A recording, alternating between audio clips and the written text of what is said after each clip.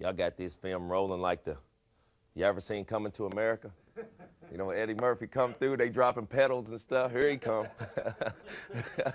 I heard that. There he is, I told you. I heard Drop that. a few pedals for you. Tommy boy, what's Randy up? Jean. What up, babe? How you doing? How's it going, man? Nice to see you, dog. Nice to see you, man. Man, it's great to see you, man. Nice to see you. I know you're a very busy guy, and, you know, first of all, you know, do you miss me? Huh? Of course I do. You kidding me? There's only one of you. Believe me, there's, you know, I was so lucky to play with you for those 3 years, so. Right. I miss you. You know, we've had such a great thing. We're locker mates, and you know, I learned a lot from you. Let's fast forward to this year. You know, all the guys you're throwing to, you know, Rob, you know, Gronkowski, you know, that one-handed catch, you know, against the Denver Broncos. You know, we were at Fox, we were listening to it, we heard your interview, and you said, that's the best one-handed catch I've ever seen. So they looking at me, you know, Donovan's looking back at me, he's saying, Randy, really? And I'm sitting there like, even the Revis catch? And I said, well, wait a minute, I have to ask you that. Was that Gronkowski catch better than the Revis catch? That Revis catch was pretty sweet. I saw it last night. You know what? I was watching What? the top 10 Randy Moss highlights. Okay. Last night. I saw it on Sunday, so I was watching, and that was #1. Okay. And that was a ridiculous catch. You made a lot of ridiculous catches. Are you kidding me? The Right. one you made Miami. You made 2 of them that year in '07. Right. The one here, the Right. one-hander on the Gotti route. Well, y'all started the season off, you know, 2-2. But that Kansas City Monday night was a thrashing, you know. You know, me knowing you, you know, kind of felt, you know, sorry for you a little bit, like my brother's getting beat up. Now, me knowing you, I sat beside you, Tom, for all these years. I know the competitive juice is flowing because I know you're human, and, you know, probably the first time that the national media came down on you. Take me through that, man, because I know that was not a long period, but maybe a little frustration. Really, for my pro career, I've never had a lot of criticism. Right.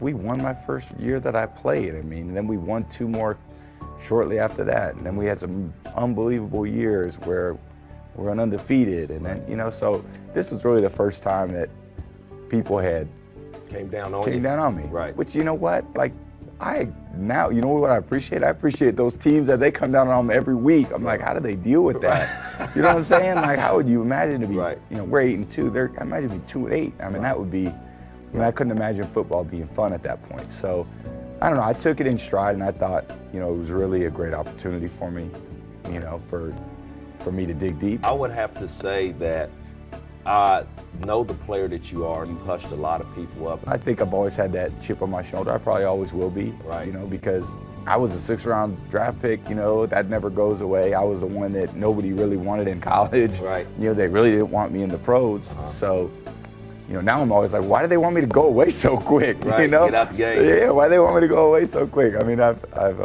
you know, I just have fun playing, and we're gonna remember the wins and losses, but, you know, people like you that I've got to meet, you kidding me? I mean, that's, you know, dude, that's the highlight of my life. 37 years old. You know, you told me in '07, Randy, I still got 20 more. Well, that's 7 years ago. That means you got 13 more. You know, 13 more years, Tom.